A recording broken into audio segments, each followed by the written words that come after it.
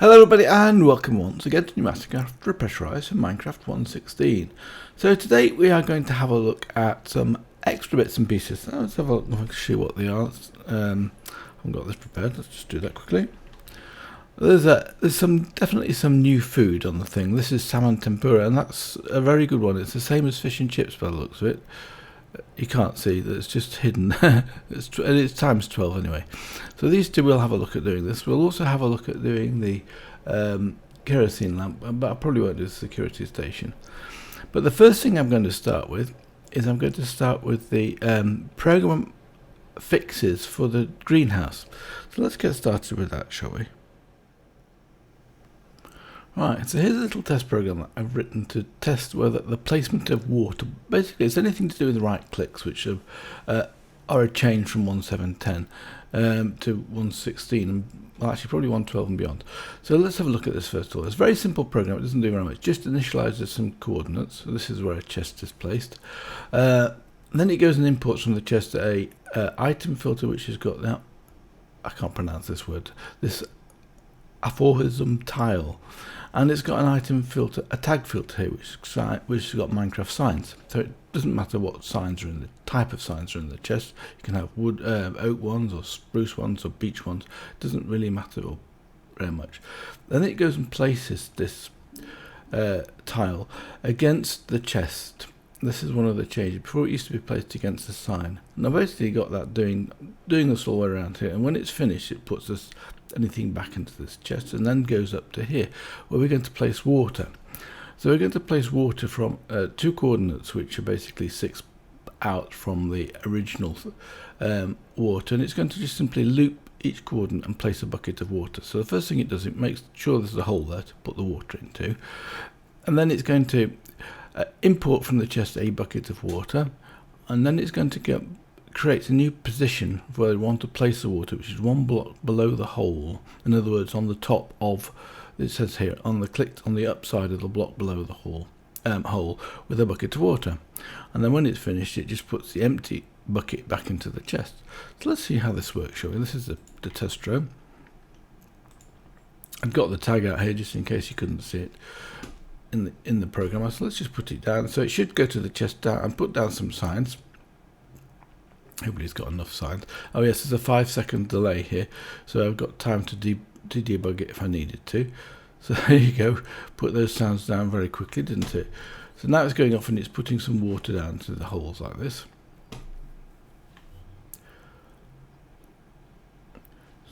And it's going to do all 4 water buckets, and then it's going to simply just carry on around the loop. And it's got nothing else to do once it's done all this, because there's nothing else in this chest. So look, we've got one more water bucket in here. Maybe I'll just do one more water bucket, because there is another water bucket in here. Oh no, it's doing the tile, and it can't do that, but it can go and put this water bucket back into this one, which of course just voids that water. It doesn't do anything as it happens. So there we are. So that's what this drone does. And so I'll just grab the drone back again now, because we don't need that to carry on running.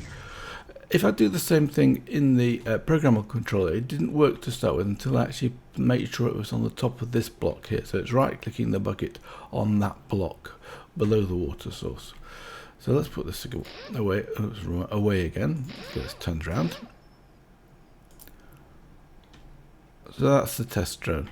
So the next one here is the greenhouse drone, which is, I've changed it a little bit to put that bit of programming in there, which we can see. This was the old bit of code, and the new bit is what we've just seen, which is this here. If I zoom in a bit, you can see it better. So it's doing exactly as what we just tested. And I've also updated the numbers on the signs here. So let's see how this works. Did I grab it? No, I don't think I grabbed it. Make sure it's programmed just in case. Should be, because I've just been using it. So now we'll put it into the programmable controller over here, and then we'll have a look at what it does, and then after that we'll do another time lapse.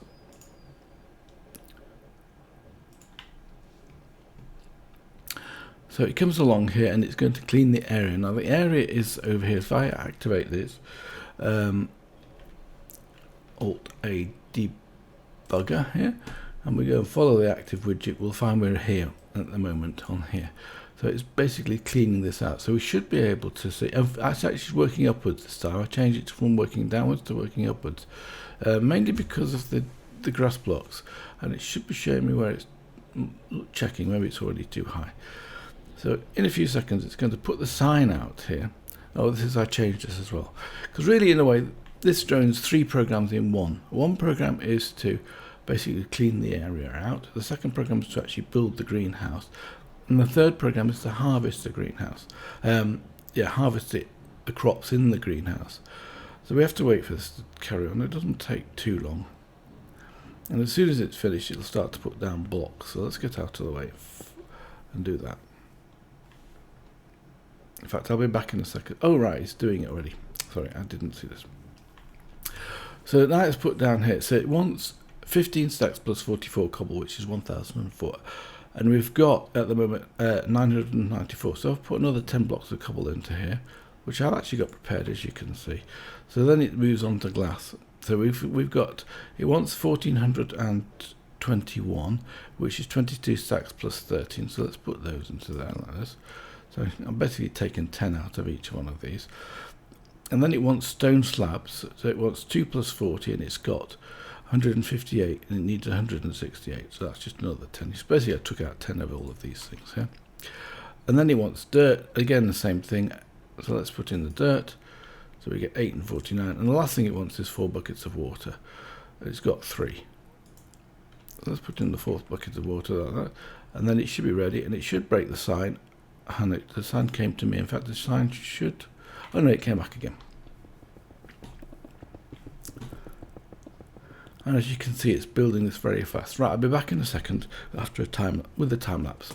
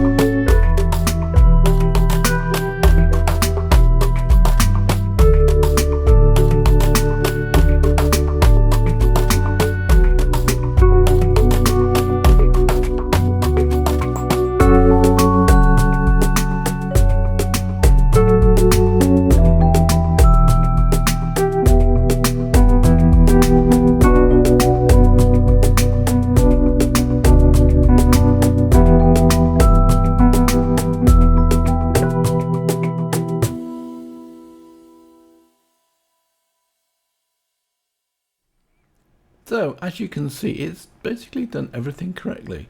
So we've got the water blocks where they should be, and here we've got some melons, and they've been placed every other block so they allow a melon to basically grow. Here we've got potatoes. For some reason that I'm not quite sure about is it doesn't always place all of the crops. It's got plenty in here. So, for example, potatoes. If I can get to, you've got to get to the right place in this one. It's quite tricky. It's got 27 potatoes left, and it didn't plant those potatoes. I'm not quite sure why. The total amount here is it's basically 9 by 9, which is 81, minus the water hole in the middle, it's 80. So it should be able to plant all of those out, except for maybe it's not importing more than one stack's worth. As you can see, it's now going to finish them off like that. So that's done properly. The potatoes are done properly. The pumpkins are done properly. And here we've got the saplings, they're done properly, and here we've got the wheat seeds, and they're done properly. Now, it's carrying on doing this, and it'll carry on doing this forever. Unfortunately, it won't harvest the crops, because it's right-clicking the crops to harvest them. And in this mod pack, I haven't got anything to do that. So let's just get out of here. I've got to be careful with this, so you'll see I've got which setting I've got on here. Like that. And in fact, I'll have 2 pieces of cobblestone. Let's put the 2 pieces of cobblestone back into here. If I can get to it, like that, and you'll see that everything I've got back is back in here. So I'm going to take this out of here like this. So the tile came back, and I've got 1 extra piece of glass. Okay, that may be just because I got 1 extra piece of glass, or maybe it's something else. Don't know. So let's just remove the program because it doesn't need to carry on running. And you'll see the setup I've got is the same setup as I did in the Nether, except for I don't have a second ender chest here. So we've got this tile was showing me some debugging information. Let's just remove it like that. So the aerial interface, you can see, is now configured. If we have to right click this one, we should be able to see the sides properly this time. So you see the top is the ender inventory. So this is the one which has got the charging module on it. So this is basically then pulling air out and then pushing it into the programmable controller. Now the programmable controller was not using air at the moment, and in fact the programmable controller, if we press shift on it, should just have, it's got wheat seeds in it. Great. So it's got 8 wheat seeds in there, and they will actually stay in there. We can get rid of them out of it by simply doing this like that, and we get those out of here like that. So then because there's no programming, no point in having the wheat seeds right there. So that's it. That's the greenhouse program working just fine. So the next thing I'm going to have a look at, there were 2 more programs that are used for clearing this away. Because when it breaks, these things drop, and I've got Silk Touch on the jackhammer that's been used. And one of the things I wanted to do was to break the blocks. So we've got basically leaf blocks, and I got grass blocks. For some reason or other, grass manages to grow inside the greenhouse, which is, I'm finding a little bit odd because of the stone all around the inside of it. But eventually there will be, yes, you can see the first one's over here. It's got a greenhouse block, a grass block, so it's going through the stone, which maybe it's just because it's on the edges here like this. But it's 1 block higher. So anyway, it works just fine. So that's that bit done. And then the last program in here that's the clearing one, and this was just basically moving stuff away. Now, one thing you can't do is you want to get rid of these like that. I can't drop them off like this because then it comes back into whatever I've dropped on, and they stay there, as you can see.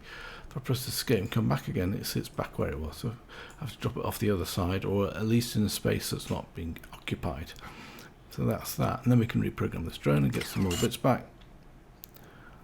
So that was a cleaning, and all this one was doing was basically picking up any blocks that got dropped when it was being cleared, and then taking from the inventory, which is the the programmable controller, and then dumping it into the chest in the middle. That's all it's doing. Anyway, next thing, let's have a look at the fish. So I have plenty of salmon, 526. That's right clicking, that shouldn't do anything when I right click it. I changed these 2 as well. I've basically made sure that they're not got, you can press shift on it, you can see there's a little dot there. They're not in the vein miner mode, because when they're in the vein miner mode, if you just happen to do it wrong, you can destroy a lot of the base, as I was told by Dxtory. So now, next thing, fish. So what we have to do for these fish, there's 2 parts to the recipe. We've got raw salmon tempura. Let's have a look at the recipe for that one. So we just need some sourdough and some raw salmon and combine those together. And then the next part of this was to put these into the thermopneumatic processing plant with some vegetable oil, basically the same way as we made chips. So let's go and get some sourdough. We should have some sourdough around. Let's get rid of this as well and turn my magnet off, I think. You see, it didn't work. I'm right clicking on here, but when you right click on there, it doesn't always get some. Sometimes it does and sometimes it doesn't. So let's just turn the magnet off and go over here. So I should have some sourdough about. I'm not sure where it is, to be dead honest with you. This one here should have, oh, it's got chips in it and potatoes, and it's got some vegetable oil. So let's just take the vegetable oil out of here and the chips out and the potatoes out. But I think some more potatoes will come in. I don't want them to do that, to turn it off, because now I've lost all the vegetable oil. I don't think I'm going to stand a chance until I get rid of this drone. I'll probably have to take to move the drone out of the way. But of course in here, this should be full. This has still got yeast extract in it, and this one should be full of biodiesel. As you can see, it's nice and full. And I have a tank somewhere, or I thought I had a tank. Anyway, let's try it this way around. So next thing. I wanted some sourdough, don't I? I'll be back in a second. Let's find some sourdough. Well, I haven't got any around, so we'll make some more. It's easy to do with a tank, so let's just do it like this. And we'll just do this twice, so we get 16 sourdough, basically yeast flours from wheat flours, basically wheat in the pressure chamber. And so we've got 16 sourdough now, so let's take some fish and do those. Let's have a look at the uses of these. We can do that, and then we can make 16 raw salmon tempura. And then what we can do with these, oh, by the way, I was wrong about this. It does always work. It's just that it doesn't give an animation showing that it's right clicking. So now let's go and put these into the vegetable thing. I've got a feeling there's still potatoes in there, so I'll have to wait. We right click this and the potatoes will keep coming in, and I think this might, so we got 40 millibuckets, that's fine. So let's put those into there like this. And it needs some more. How much does it need? I haven't got enough vegetable oil for some reason or other. That's what we're missing in here. Seeds, oh, that's full. Ah, yes, okay. Tell you what we'll do, we'll just take a bucket, and I've got a bucket of water in here. We'll just take a bucket out of that and then do it that way. I don't need to automate this for the time being. It's not the plan for today. Let's just get the, so I've got in here now, vegetable oil, good. Now it's carrying on, and this is cooking as well. I haven't been transferring liquid across between the two. I didn't set that up, so that's the reason why. So here we have salmon tempura. How much is it using? It's one bucket gives me 10, so let's put another bucket of that in there. Yes, of course, the potatoes didn't come in until the. Actually, why is it? Because this is this is a request to plant, isn't it? Yes, that's the reason for it. It's a request to frame, so I need to basically have a provider frame for this, or do it a different way. We'll do it a different way anyway. So that's working just fine. So now we have some 6, 10, or where are the others gone to? Let's get those out of there, because we can't make chips until those are ready. So we've now got 16 salmon tempura, which is exactly the same as fish and chips. We'll go and put that in the food thing. But now the last thing we're going to have a look at today is the kerosene lamp. Kerosene lamp's fairly straightforward to build. We just need a small fluid tank, some yellow stain or some glass panes, and 3 pieces of compressed iron. So let's just go and craft that up. And I think I've got some kerosene around. So a small tank I probably got with me as well, but that one's full. I'll just go and get another one. I think I've got some in here. I certainly made some, and I will be back in a second when I've got some small tanks. Right, I've got some small tanks. I think I've got 7 of them. So I've got some glass paint. It doesn't really matter what type of glass paint. I'm going to need some more of this. I need some more compressed iron ingots. So I'll just put those through like that. So we can then make the kerosene lamp up. I think we should just be able to right click this into here, left click it, and then craft it. So we always want to use this small fluid tank. Don't want that one. Let's just use an empty fluid tank, and then we can get one of these kerosene lamps. And all you do with this is I think it's got range upgrades in as well. You can put it out. It doesn't matter where you put it. As it happens at the moment, I've turned off mobs. yes, you don't need any upgrades, it just needs to be enabled. So what you could use here is a daylight sensor to enable this, only during the thing, because it does use up quite a reasonable amount of fluid. So here we've got a tank. Let's go and just make a daylight sensor. I'm pretty sure I just need some nether quartz. I should have some around. Not sure how many we do actually need. Let's look at the uses of this one. I think it's 3, isn't it? Daylight sensors. Yes, 3 pieces of glass and 3 slabs of any type. So we have slabs should be in here. 3 slabs, 3 blocks of glass. I've got 4 white ones in here, and I've probably got some more in here, indeed. And then we can make the daylight sensor up.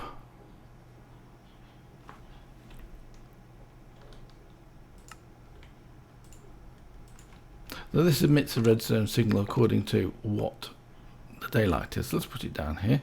And that's the nighttime sensor. It basically is emitting it when it's nighttime.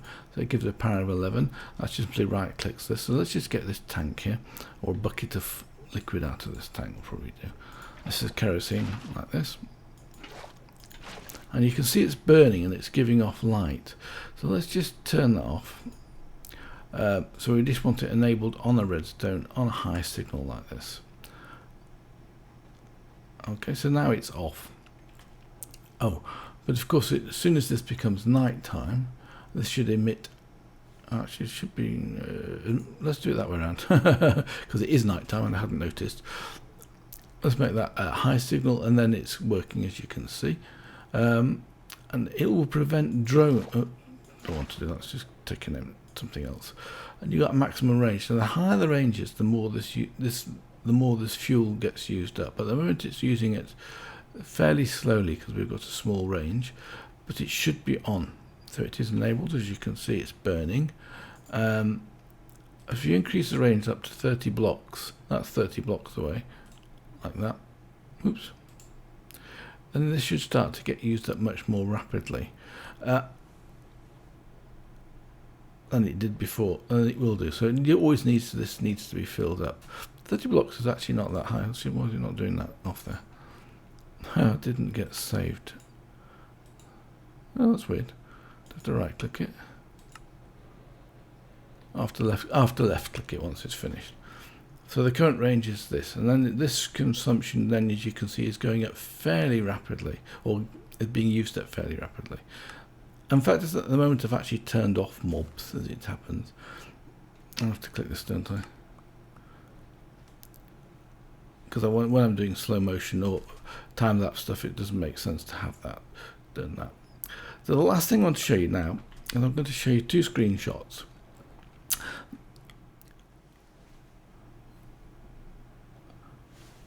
So the first screenshot is going to be PneumaticCraft's configuration file for the client.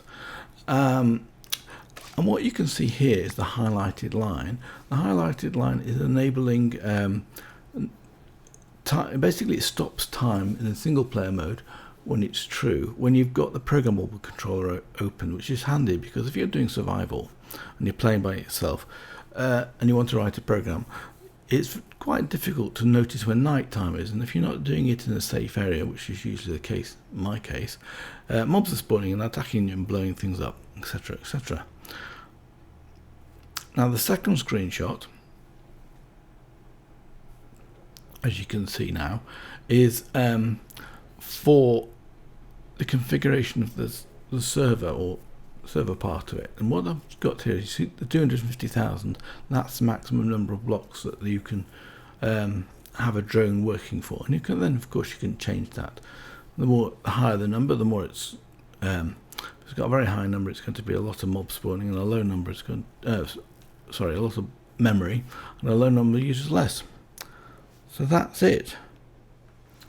So that's the end of this episode, and probably the end of the series, because I've covered everything except for the security station, which really is a multi-user, multiplayer machine anyway. Maybe I can figure it out, and I'll come back and do that episode if I need to. Otherwise, I wish you all the best. Bye for now.